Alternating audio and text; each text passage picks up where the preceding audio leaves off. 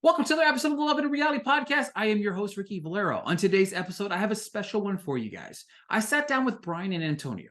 The duo could be found on the most recent season of the Ultimatum Marry or Move On. Antonio found himself in a position of giving the ultimatum to Roxanne, his significant other, while Brian found himself on the receiving end of the ultimatum from his significant other, Lisa. Of course, with Lisa and Brian, their time in the show was cut short upon finding out that she was pregnant. So I got to ask him about his early connection with Raya, whether he felt that that connection was going to lead to a trial marriage, and what it was like getting that phone call from Lisa, and what it was like preparing to sit down to talk to her, and what was going through his head. With Antonio, I got to ask him about what he learned in his trial marriage with Kat, something he learned about himself on the journey throughout the show, and whether or not he's ready to watch the show with the world. The Ultimatum Marry Me or Move On, first 8 episodes, are available on Netflix right now, with the final 2 episodes coming August 30th, with the reunion being one of them. I had a great time chatting with these guys, and I hope you enjoy the interview. Perfect. How are you guys doing today? Good, man. What's going on? I'm good, man. Good, Dope posters in the good. back. Yeah. Thank you. I appreciate it. Appreciate Yeah. that. Antonio, first to you. What is something that you took away from your trial marriage with Kat that you were able to apply to your relationship with Roxanne? I think it was just repetitions. I am kind of not the most like, it's not, I don't know. I'm not the most thoughtful person, honestly. Like, I do care about people. I enjoy seeing people happy. But as far as thinking about what it takes to make that happen, it's not something I've always, excelled at. So I think just getting those repetitions with someone like Kat, who's just kind of like, go with the flow. Yeah, okay, whatever, let's do it. It was easy for me to just kind of be like, hey, let's do this. And then she'd be like, okay, let's do that. Whereas, with Roxanne, she's just beats me to the punch 95% of the time. So it was nice to just get those reps in of planning dates.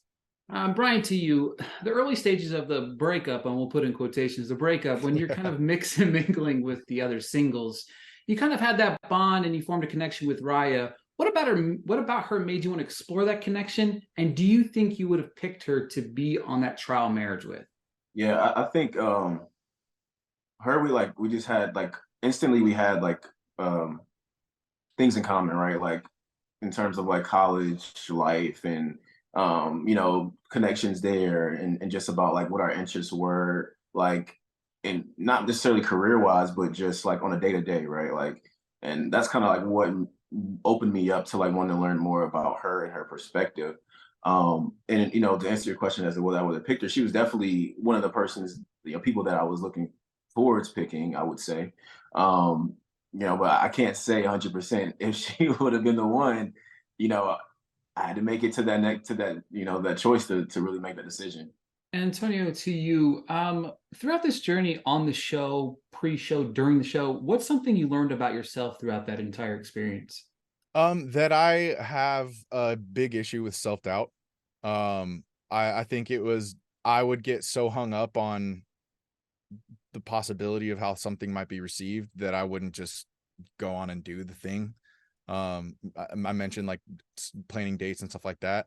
But also it really applies to a lot bigger things in life. I mean, taking chances, becoming an entrepreneur, being a leader, filling that role and kind of leading the charge instead of just, leaving my work when I clock out every day and being that kind of like that visionary. So that's that. I mean, a lot of that, I learned from working on my relationship and working on who I am as a person and just finding the best version of myself. So just going for it. Brian, you get that phone call to meet with Lisa, right? And you kind of walk into the hotel room. What's kind of going through your mind as you're preparing to sit down to talk to her? Yeah, I mean, I don't know what's up. Like, I'm like hoping that something's not wrong. You know what I'm saying? Especially because we just kind of had a heated discussion. So I'm like, all right, like what's it gonna be? Like, is she ready to leave? I didn't know what kind of was in mind. So to hear that, I was like, wait a minute. This is insane, right? But like, I instantly made the decision right then and there that that's something I wanted to kind of move forward with, and making the decision to leave, I feel like was the best decision for us. And I think it really like helped. It really kind of showed unison, like us, that we could be in one unison, like and just have unity Really, I think that was the biggest thing, and it kind of like sparked us to kind of like want to work on our things, even leaving the show. Final question, Antonio. Expectations to rewatch it. Nervous, like with other people, with everybody else seeing it. What kind of expectations do you have? Oh my God, sick to my stomach. I cried so much on that show.